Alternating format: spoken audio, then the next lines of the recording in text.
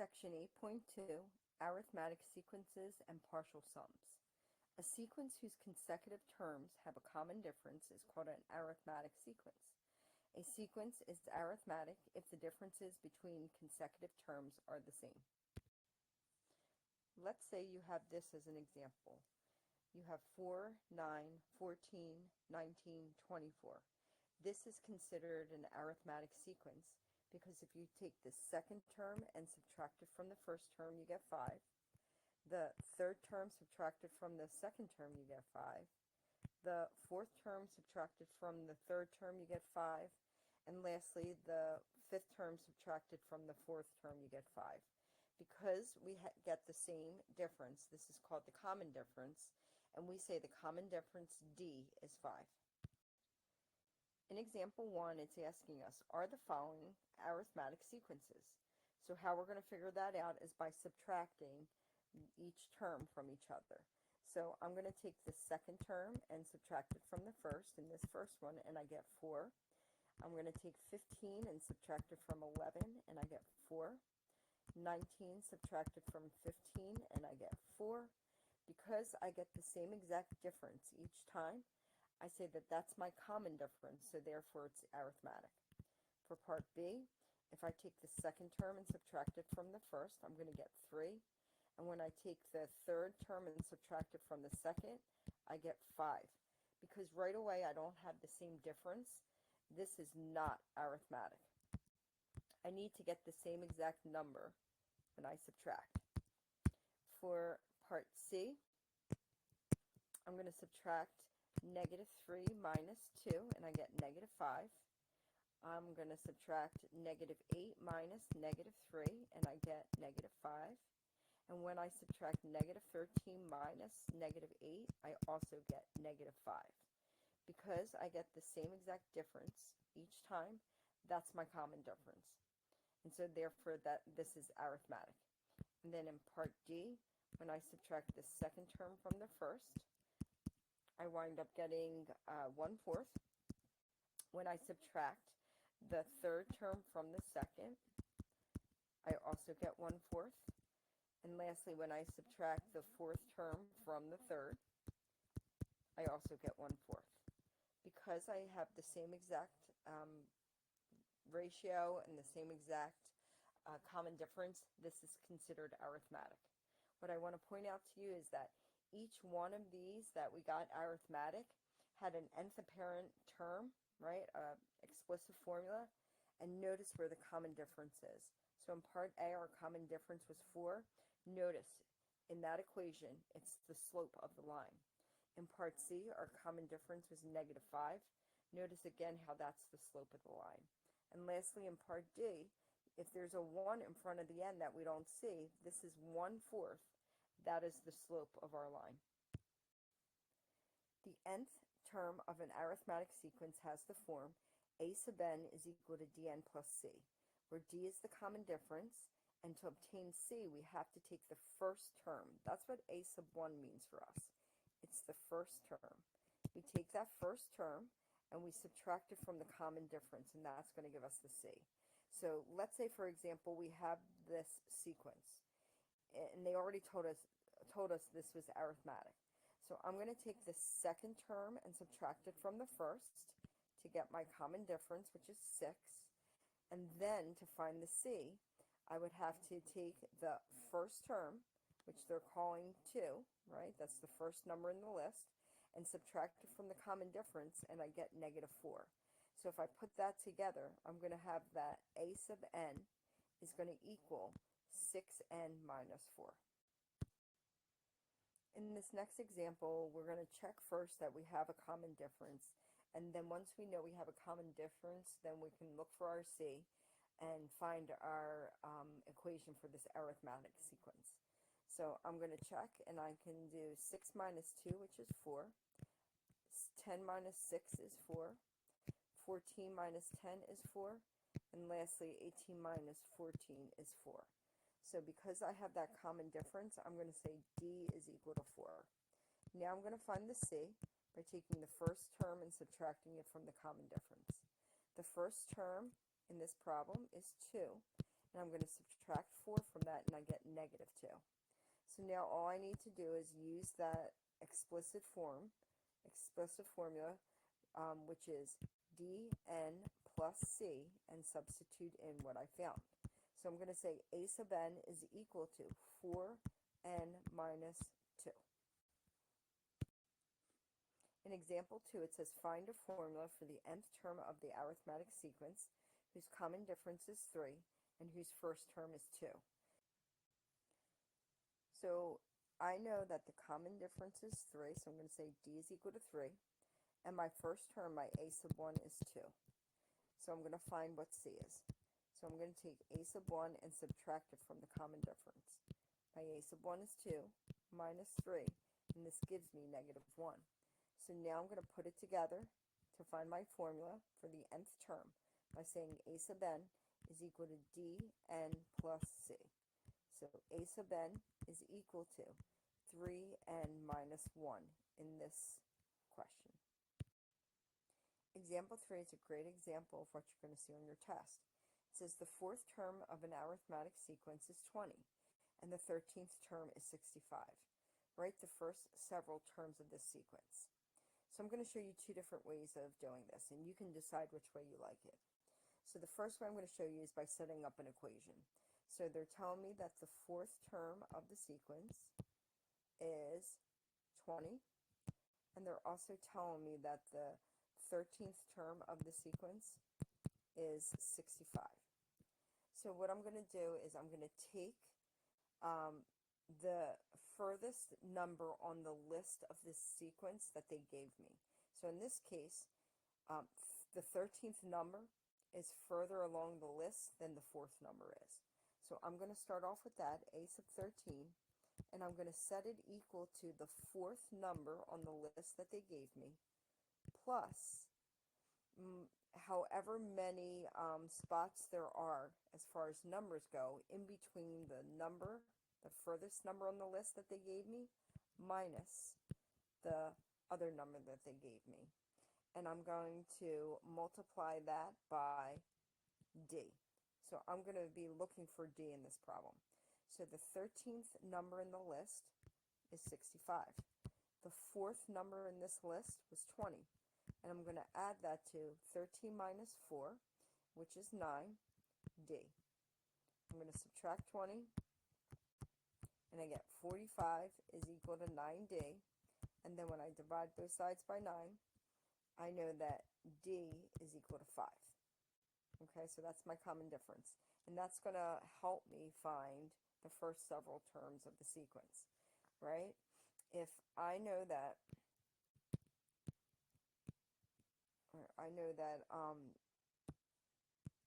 a sub 1 is what I'm looking for, a sub 2, a sub 3, and I know a sub 4 is 20, and I know the common difference is 5, and I also know when I get to the 13th term it's 65, so it's bigger. I know that that common difference right here of 5 would have to be 15 for the third term, right? 20 minus 15 is 5. And then that means that my next number here would have to be 10. And then that means that my next number right here would have to be 5. Okay, because my common difference that I found was 5. So now what I'm going to do is I'm going to show you another way of finding the same answer. And what I'm going to do is I'm going to actually use what I know the slope of a line is, or the formula to find the slope of a line. And the reason why I'm choosing to use that is because when we look at this nth apparent term, right, the a sub n is equal to dn plus c, this common difference is always the slope of the line for the arithmetic sequence. So if I can find that slope, then I can find the d. So this time when I'm saying the fourth term is 20, and the 13th term is 65, I'm going to actually rewrite it as a coordinate. So I'm going to say the fourth term is 20, and the 13th term is 65.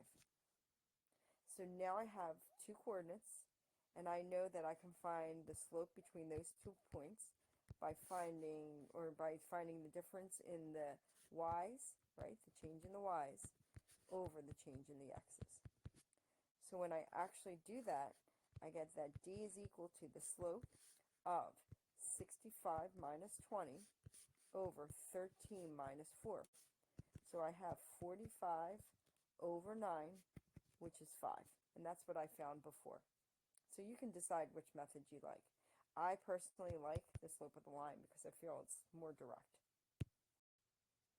If you know the nth term of an arithmetic sequence and you know the common difference of the sequence, you can find the n plus 1th term by using the recursive formula.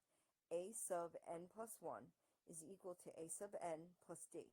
With this formula, you can find any term of an arithmetic sequence if you know the preceding term. If you substitute a sub 1 minus d for c in the formula, a sub n dn plus c, a sub n is equal to dn plus c, the nth term of an arithmetic sequence has the alternate recursion formula. A sub n is equal to d sub n plus a sub 1 minus d, which then turns into a sub n is equal to a sub 1 plus the quantity n minus 1 times d. Example 4 is another great example of what you're going to see on your test. It says, find the 7th term of the arithmetic sequence whose first two terms are 2 and 9. So I'm going to show you again two ways of doing this. The first way is going to be us using what we just saw in the last slide. So we're going to actually be using the a sub n is equal to a sub 1 plus n minus 1 times d. So I know the first two terms of the sequence. It was 2 and 9, which means if they're already telling me this is arithmetic, then I know that the common difference is 9 minus 2, which is 7. So that's my d. I also know that if I'm looking for the 7th term, that's going to be what the n is that I'm going to replace. So I have a sub 7 is equal to the first term, a sub 1, which is 2, plus 7 minus 1 times the common difference that I found to be 7. So a sub 7 is equal to 2 plus 6 times 7. A sub 7, or the 7th term of the sequence, is equal to 2 plus 42, which is going to be 44. Now, you can do it this way, or you can actually do it the way that we've been doing it before with the other formula. So we know that the common difference is 7. We can find c by taking the first term and subtracting it from the common difference. So I can find c here to be a sub 1, which is 2, minus the common difference, which is negative 5. Here, I can set it up as a sub n is equal to d, which is 7, n plus c. Now that I have this, I can substitute in my 7. So I have a sub 7 is equal to 7 times 7 minus 5. 7 times 7 is 49, minus 5 is 44. So I get the same exact answer, but using what I learned from before. So you can decide whatever one you want to use. The sum of a finite arithmetic sequence with n terms is given by s sub n is equal to n over 2 times the quantity a sub 1 plus a sub n. Okay, so a sub 1 in our problem stands for the first term of our sequence. A sub n in our problem stands for the last term in the sequence. And then finally, the n stands for how many numbers are in the list for the sequence. So numbers in sequence.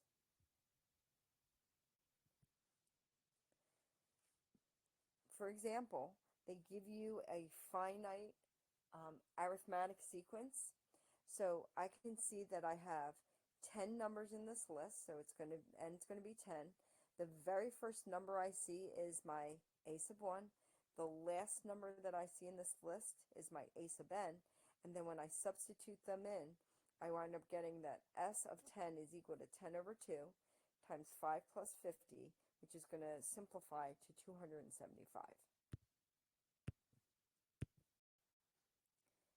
In example 5, it says find each sum. In part A, they give us a finite arithmetic sequence. So I know in part A that my first term of my sequence is the number 1. My number of, or my last term of my sequence, right, there's 1, 2, 3, 4, 5, 6, 7, 8, 9, 10 numbers. So my 10th number, my last number in the sequence is 19. And I just counted 10 numbers in my list. So now I'm going to put this all together with my formula, that S sub n is equal to n over 2 times the first term plus the last term. So I have S sub 10 is equal to 10 over 2 times 1 plus 19. S sub 10 is going to equal 5 times 20, which winds up being 100. So if I took each one of those numbers and added them together, the sum would be 100. Part B is a great example of what you're going to see on your test. It says the sum of the integers from 1 to 100. Our very first number in our list, right, our first term is 1. The last number, the 100th number in our list is 100. And now I know that there are 100 numbers in that list. So I'm going to plug it into my formula, right? I'm using my formula. S sub n is equal to n over 2 times the first term plus the last term. So I have S sub 100 is equal to 100 over 2 times 1 plus 100. S sub 100 is equal to 50 times 101. So the sum of those 100 numbers in the list are going to be 5,050. The sum of the first n terms of an infinite sequence is called the nth partial sum. So you can see that we're using the same formula for this. S sub n is equal to n over 2 times the quantity a sub 1 plus a sub n. Example 6 says find the 150th partial sum of the arithmetic sequence 5, 16, 27, 38, 49, and so forth. So the first thing I'm going to have to actually find is the formula, because I need to know what the 150th term is of that sequence so that I can actually use the formula. So I'm going to find the common difference first, and I'm going to take the second term and subtract it from the first term. And when I do that, I get 11. I also know that my first term they gave me is 5. So I can set up a sub n is equal to dn plus c.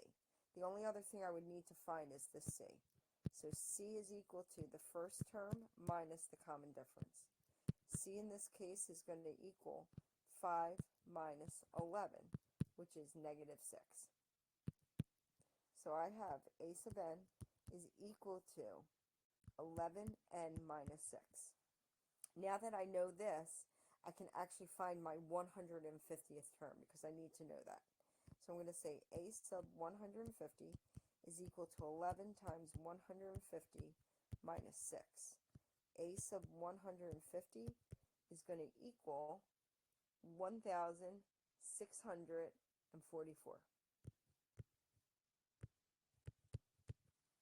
Now I'm ready to actually use my formula. S sub n is equal to n over 2 times the first term plus the last term. So going to the 150th term, I know there's 150 numbers on this list. So I'm going to say S sub 150 is equal to 150 over 2 times 5 plus 1,644. So S sub 150, after I plug that into my calculator, I get 123,675. Example 7 says an auditorium has 20 rows of seats. There are 20 seats in each, or in the first row. There are 21 seats in the second row, 22 seats in the third row, and so on. So they're asking us how many seats are there in all 20 rows.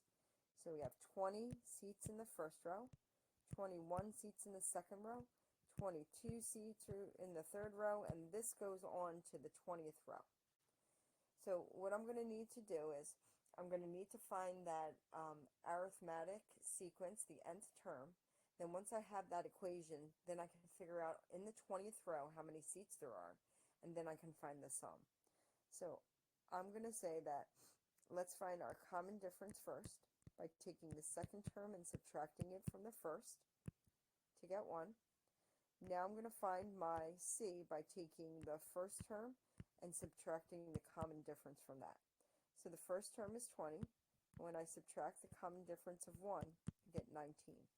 So now I'm going to put it together. I'm going to say A sub n is equal to dn plus C.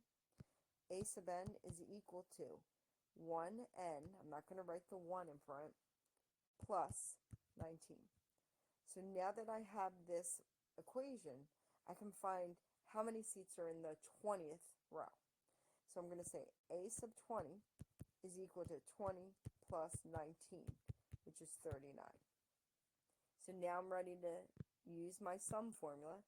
S sub n is equal to n over 2 times the first term plus the last term. S sub, there are 20 rows, right, 20 numbers in that list. That's equal to 20 over 2 times the first term, which was 20, and I'm going to add it with the last term, which was 39. And so when I simplify this, I have 10 times 59, which is 590. So there are a total of 590 seats in that auditorium. A small business sells $10,000 worth of sports memorabilia during its first year. The owner of the business has a set goal of increasing annual sales by $7,500 each year for 19 years. It says, assuming that the goal is met, find the total sales during the first 20 years this business is in operation. So basically what they gave us here is the first term in the sequence, right? It's the $10,000 that they started off with, right? That's the first year. They gave us our common difference, or the slope, right? Because it's a constant rate of change that they want us to make $7,500 each year. And they want us to find out how much money we're going to accumulate, or what the sum is over 20 years. So that's going to wind up eventually being my n in my sum formula. So let's figure out what the equation is so that we can figure out the 20th year, how much money you make, and then we can find the sum. So I'm going to need C for this. So C is equal to the first term minus the common difference. So C is going to equal 10,000 minus 7,500, which is going to be 2,500. Now I'm going to put this together for my equation that A sub n is equal to dn plus C. A sub n is equal to 7,500 plus, or 7,500n, I should say, n plus the C. And the C here is 2,500. So now I have this equation, I can find what the, at the 20th year, or the 20th number in the list, how much that is. So A sub 20 is equal to 7,500 times 20 plus 2,500. In the 20th year, right, they're going to make $152,500. Now I'm able to use my sum formula. So I say S sub n is equal to n over 2 times the first term plus the last term. So I have S sub, there are 20 numbers in the list representing the 20 years, 20 over 2 times the first term, which was 10,000, plus the last term I found to be 152,500. And when I plug that into my calculator to simplify, I see that the sum after 20 years of the business is going to be $1,625,000.